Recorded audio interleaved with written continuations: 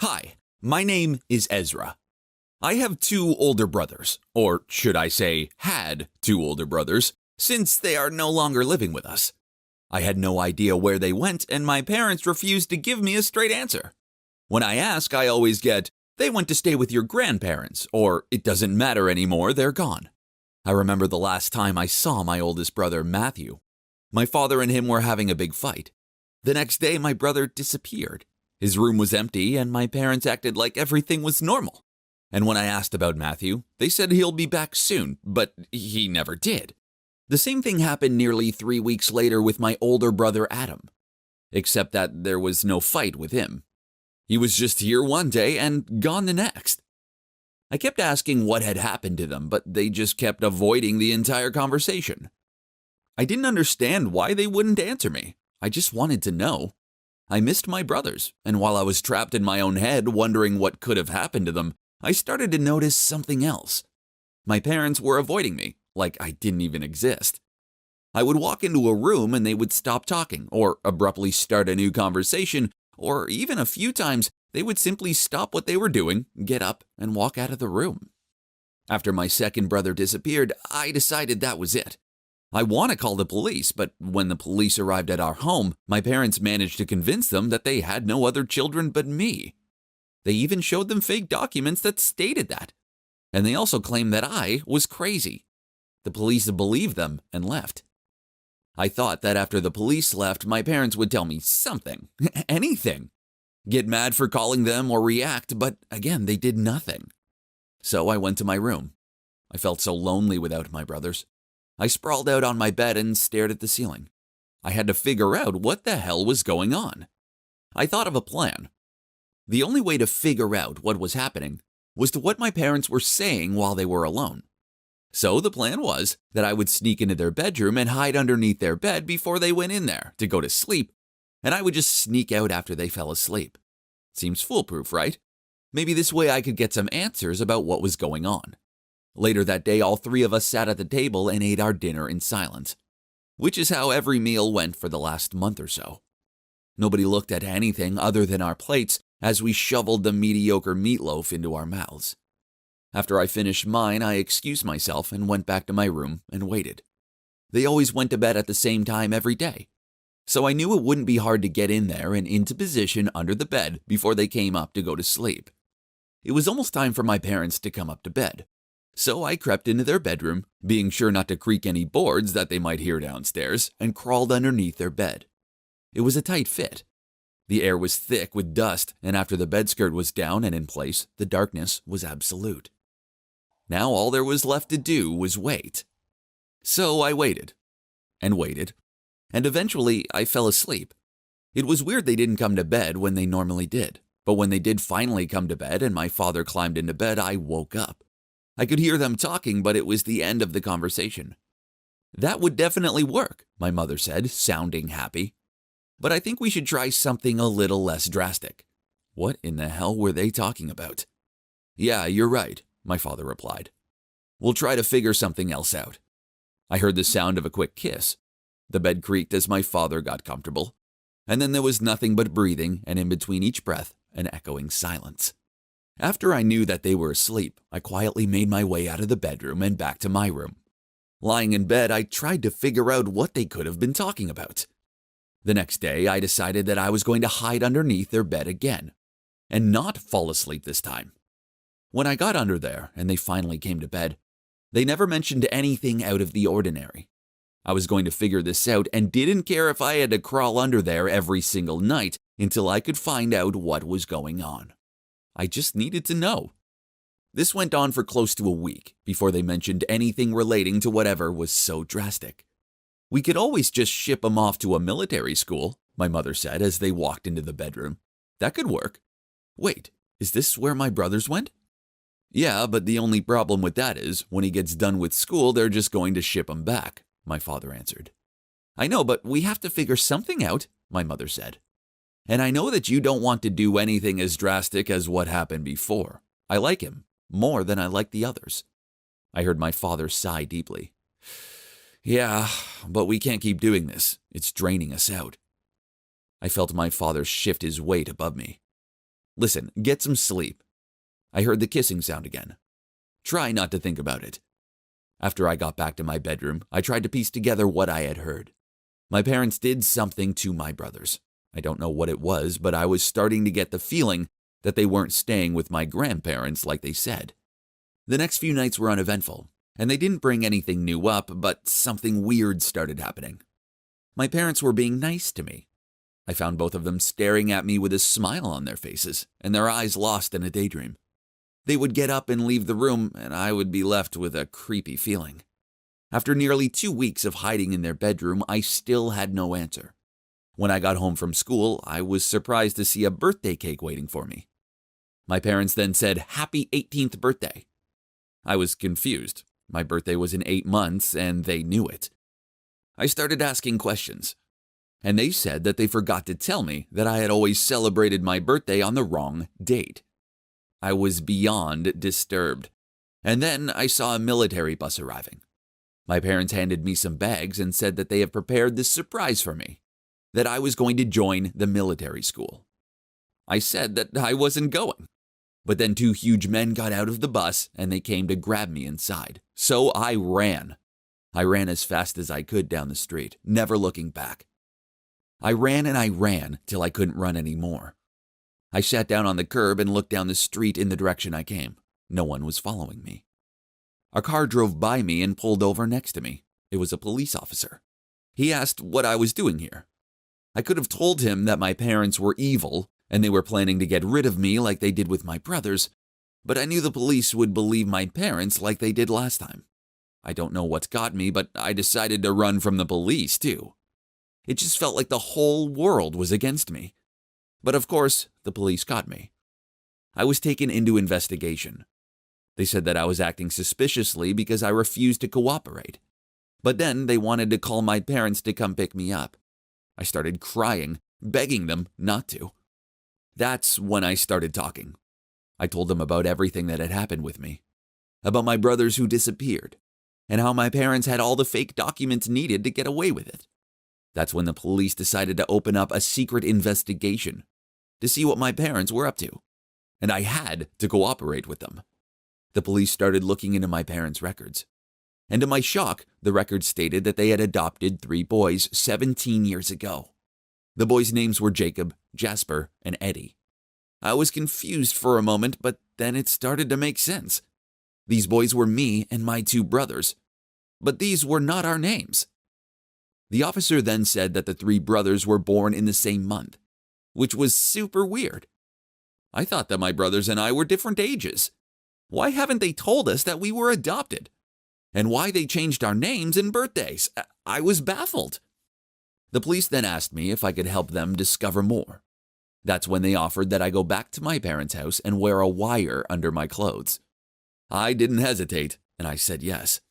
The next day, I wore the wire, and I went knocking on my parents' door while an undercover police car waited outside. When my parents opened the door, they were surprised to see me. I went in, and then I started asking them questions. I told them I knew about the whole adoption thing, that they lied about our ages and our names, and I demanded that they come clean. Both of them seemed surprised that I had found all of this out, and for the first time, I saw them lose their cool. They started arguing with each other, how they had it under control until they went too easy on me. I interrupted them and yelled, "Just tell me the truth!" That's when my father, with his angry tone, started shouting, "You were so stupid not to figure it all out all of these years. Your 2 brothers knew years ago." Then he told me with anger that yes, we were adopted. They had only adopted us to get social and income benefits, which their lawyer had set up. Actually, they had made off of it $250,000. Their plan was to let us go as soon as we turned 18 without exposing their illegal adoption. That's why they tricked one of my brothers into working abroad, after they sent him an email claiming to be a known company. And as for my other brother, they lied to him and said his real parents were millionaires who live in South Africa, and now he's out there looking for them. As for me, the plan was to send me off to the military and cut all contact with me and move to another country. I couldn't believe it. They have scammed me my whole life. Tears were running down my cheeks. I wanted to get out of there. But that's when my father yelled, Where do you think you're going with all these secrets? You will be spending some time in the basement." And before I knew it, he grabbed me aggressively. My alleged mother started helping him get me under control, but that's when the police broke in and they stopped them. After that, both of them got locked up, and the police closed down the investigation. However, I'm still searching for my brothers, and I hope I'll find them one day. When I was 16 years old, I moved to a new high school with my best friend. I didn't bother to make new friends. I had Dakota, my best friend, by my side, and nothing else mattered. Everything was normal for the first 2 weeks, until one day I was on my way to class, when suddenly someone bumped into me and my cup of coffee spilled all over my clothes. Ew. Then I heard someone saying, "I'm really sorry, are you okay?" I looked up to see, and it was a handsome guy with football clothes. He apologized and cleaned the spilled coffee with his towel. He was staring straight into my eyes with his gorgeous blue eyes. My face turned red. He handed me the towel and said, "I'm sorry again. I have to hurry to the football game." Dakota came running to me. She saw everything and said, "Did you just bump into Noah, the hottest guy in school?" Oh my God. I didn't know who he was, but he was definitely hot. Then Dakota said, "Did you see how he was staring at you? And he gave you his towel too." Then she said to me that clearly he was so into me. She just felt it. I took his towel with me and sniffed it. It smelled like coffee and sweat, mixed with a little bit of his perfume. I couldn't stop thinking about him staring at me. I went home after school and hugged his towel. I knew that I had to return it. That's why that night I slept cuddling it. The next morning, I washed it and took it with me and went to school. After my first class, I went to the football team's room and asked the coach if Noah was there. He told me that he's in the shower room. I went there and waited for him to come out. All of the other team members came out except for him. Maybe he forgot to bring a new towel and he got stuck in there. So I decided to go inside and give it to him. I went inside and heard someone singing in the shower. I immediately recognized the voice. It was Noah's. I went inside and saw him showering while singing. I met a girl. She made me smile. She made me wait. My heart stopped. He was singing about me. I knew it. I stared at him and couldn't move. When he finished showering, he opened his eyes and I could tell that he was surprised to see me. He said nervously, "What are you doing here and who are you?" Oh, he was playing hard to get. I told him, "Here's your towel. It's clean now." He grabbed it and said, "Okay, thanks. I guess you can get out of the boys' shower now." I saw him blushing. I knew that he liked that I saw him with no clothes on.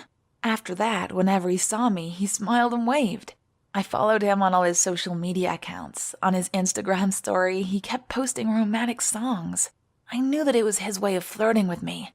Dakota knew very well that I had a huge crush on Noah, and he had a crush on me, too. One day after my math class, I was walking in the hallway and saw him. I decided to follow him. He entered the boys' bathroom, and when I passed by it, a hand grabbed me inside the bathroom. It was Noah's. He pushed me against the wall and said, "We're gonna have so much fun together." He wanted to kiss me, but I refused. I pushed him back. I wanted our first kiss to be somewhere romantic, not in the boys' bathroom. Suddenly, I heard a familiar voice saying, "Stop what you're doing." It was Dakota. She pushed Noah aside and grabbed me by the hand and dragged me outside. What's her problem? I didn't like what he did either, but she didn't have to push him. Dakota turned to me with an angry face and yelled, "What were you thinking going inside the boys' bathroom?" I explained to her that it was Noah's fault. He was the one who dragged me in. Later that day, I was called into the principal's office. Noah was sitting there with a furious face, and there was another guy sitting next to him. The principal asked me what I was doing in the bathroom. She said that the guy sitting there told her he had heard some noises while he was inside, and when he came out, he saw 2 girls leaving and Noah standing there fixing his clothes. He knew that something wrong had happened. Noah said he didn't do anything, but the principal stopped him and said she wanted to hear me first. Well, I didn't want to tell her that I was dragged in by my crush, but I couldn't lie to her either. I told her that he grabbed me to kiss me, but I refused. Noah's face looked like he was about to explode. He wanted to yell at me, but the principal told him he wasn't allowed to talk. He got suspended for 3 days. I felt bad for him. The guy I like was suspended because of me. I had to make it right. I went to his Instagram account and saw that he posted a picture that says, "She just broke my heart. I felt terrible for what I did." Those 3 days went so slow. I waited until Noah's return so I can apologize to him face to face. After 3 days, I expected to see Noah at school, but I didn't. After my PE class, I asked to leave earlier so I could shower before everyone else. As I was entering the bathroom, I bumped into someone. It was Noah. He looked shocked. I was shocked too. What was he doing there? He looked at me for a few seconds and stormed out. I walked inside and noticed that on the floor was a small note. I picked it up and opened it, and I was shocked by what was written on it. "I'm so sorry. I love you. Let's just forgive each other and be happy together." And I saw the letter N written on the side. I couldn't believe it. Was he stalking me? Did he just risk everything to apologize in the girl's bathroom? I went to Dakota to tell her what happened. I explained to her how Noah was waiting for me in the bathroom to apologize. But I got an unexpected reaction from her. She said, "Leave the guy alone and stop harassing him." I yelled back, "He's the one who's stalking me, you moron." She left angry. I couldn't believe that she was the same person I used to call my friend. I knew she was jealous since one of the hottest guys at school was after me. I was upset that I lost my best friend, and it was all because of Noah. So I decided to ignore him. Whenever I saw him, I turned my face in the opposite direction. A week passed by and I ignored him completely. One day, as I was walking to my window to close the curtains, I saw someone standing there in front of my house's gate. To my shock, it was none other than Noah. He was standing there holding his phone. How did he know where I lived? Or was it only a coincidence? As I was staring at him, I caught him staring back at me. My heart dropped. I backed from the window, sat on the bed for a few minutes, and came back to the window. Noah was gone. Why was he stalking me?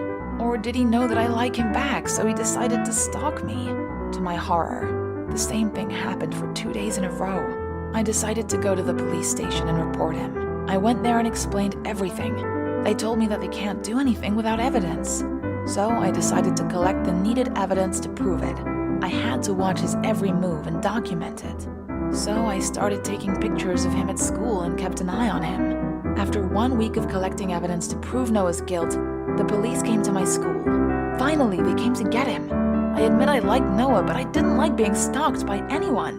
2 police officers approached me and I was ready to show them the evidence when they said, "Young lady, you have to come with us. You're under arrest." What? They want to arrest me? They got the wrong person. I tried to explain, but they said they'll hear everything at the police station. When we arrived there, I saw Noah with Dakota and my parents. What on earth is going on? One of the police officers said, "We got a complaint that you've been stalking this guy for a while, and there's a witness." Dakota stood up and said that I'm a delusional person, and that I've been stalking Noah since the day he bumped into me. She said that I went into the boys' bathroom and forced myself on him, and she dragged me out at the last minute. And I went to the boys' shower and stood there staring at him. The boys who were there saw it. Also, Noah and his friends noticed that I followed him everywhere and informed the principal. Dakota said she'd warned me many times, but I ignored her. No, that can't be true. She's lying. Then I said, what about the romantic Instagram posts and about Noah sneaking into the girl's bathroom and that little note? Then Noah looked nervous and said, "It was meant for someone else, I admit. I sneaked into the bathrooms, but the note was meant for Dakota. I like her." What? He has a crush on Dakota? My world shattered in seconds. Am I hallucinating? I looked at Dakota and she looked shocked and unaware of Noah's feelings. "But what about you sneaking around my home every day?" He said that one of his friends lived in the same neighborhood and he didn't know that I lived there. I couldn't believe what I heard. Everyone was lying. Then one of the officers took my phone and I could see his expression change. He then said, "You have whole albums with thousands of pictures of this guy. How would you like to explain this?" I looked at him confused and said, "What do you mean? A police officer asked me to bring evidence when I came by a few weeks ago." He looked confused and took my parents aside and talked to them. After that, I went home to my parents and they told me that I will go with them to see a psychologist the next day. I didn't want to argue, so I went. There, the psychologist told me that I had a condition called erotomania. I've been imagining all of that. I was obsessed with Noah to the point that everything that he said and did, I thought it was related to me. And he didn't stalk me at all. I was the stalker. She told me that everything that happened to me happened only in my head and nothing was real. My friend tried warning me, but I didn't listen to her, and that's why she spoke to my parents about it. I didn't want to accept anything that this strange woman said. She also told me that we will have more meetings in the future. I didn't believe anything she said, but at least I won't have any stalkers anytime soon.